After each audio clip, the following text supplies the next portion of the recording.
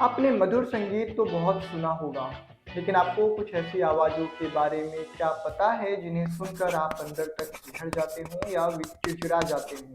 अक्सर ही suspense thriller फिल्मों में एक दृश्य देखने को मिलता है, जिसमें बड़े नाखूनों वाला एक पंजा दीवार को खुरचता हुआ गुजरता है। नाखूनों के खुरचने की वह किर्र की आवाज़ हम में से शायद हर एक को आज भी भीतर तक सिहरा देती होगी। हम कभी-कभी प्लेट पर घिसटते चम्मच, ब्लैकबोर्ड या किसी खुरदुरी सतह पर नाखून की रगड़, बोर्ड पर चॉक की फिसलन से निकली ये कुछ ऐसी आवाज़ें हैं जिन्हें एक पल भी झेलना मुश्किल है।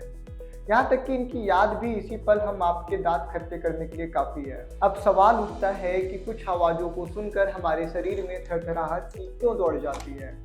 यानी वे इतनी असहनीय क्यों होती हैं? यह जानने के लिए 1986 में अमेरिका की नॉर्थवेस्टर्न यूनिवर्सिटी ने इस तरह की आवाज़ों के साथ एक प्रयोग किया।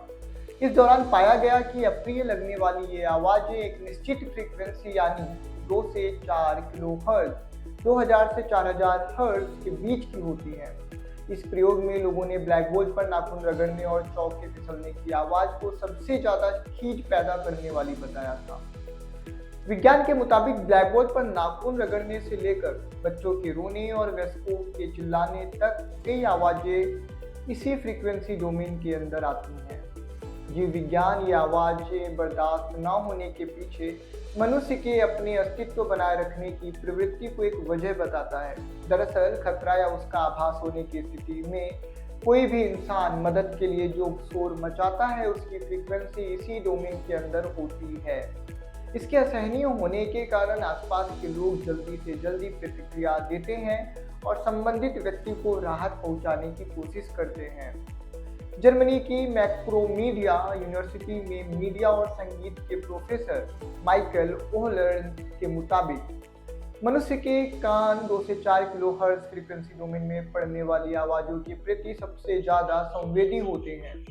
कान की नलियों का आकार ऐसा होता है कि यहाँ इन आवाज़ों का प्रभाव देर तक बना रहता है। विज्ञान के मुताबिक एक विशेष फ्रीक्वेंसी की ध्वनि जब कान की नलियों से गुजरती है तो नली के आकार के चलते उसकी फ्रीक्वेंसी में लगातार बदलाव होता है और यह बदली हुई फ्रीक्वेंसी ज़्यादा प्रभावशाली होती है। इसके कारण दिमाग के सुनने वाले हिस्से के साथ साथ भावनाओं को संचालित करने वाले हिस्से भी सक्रिय हो जाते हैं।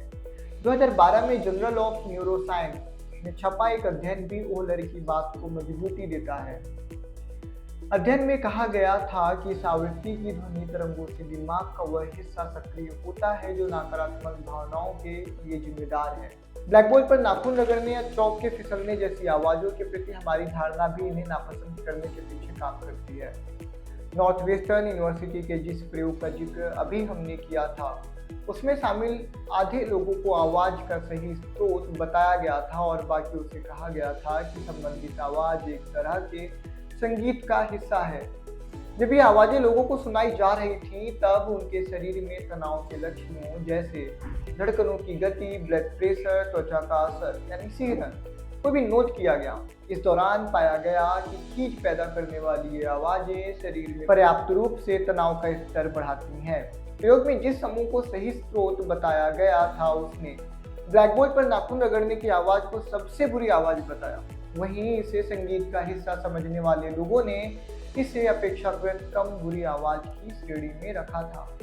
हालांकि प्रयोग के दौरान दोनों समूहों में लोगों के शरीर पर तनाव के लक्षण समान थे। तो हमारे आज के एपिसोड के द्वारा आपको कभी ना कभी सुनी हुई इस तरह की तकलीफदेह आवाज़ों का अनुभव फिर से तरोताज़ा हुआ होगा और ये अनुभव आप अपने दोस्तों और जानने वालों के साथ भी साझा करेंगे, हमें ऐसी उम्मीद है।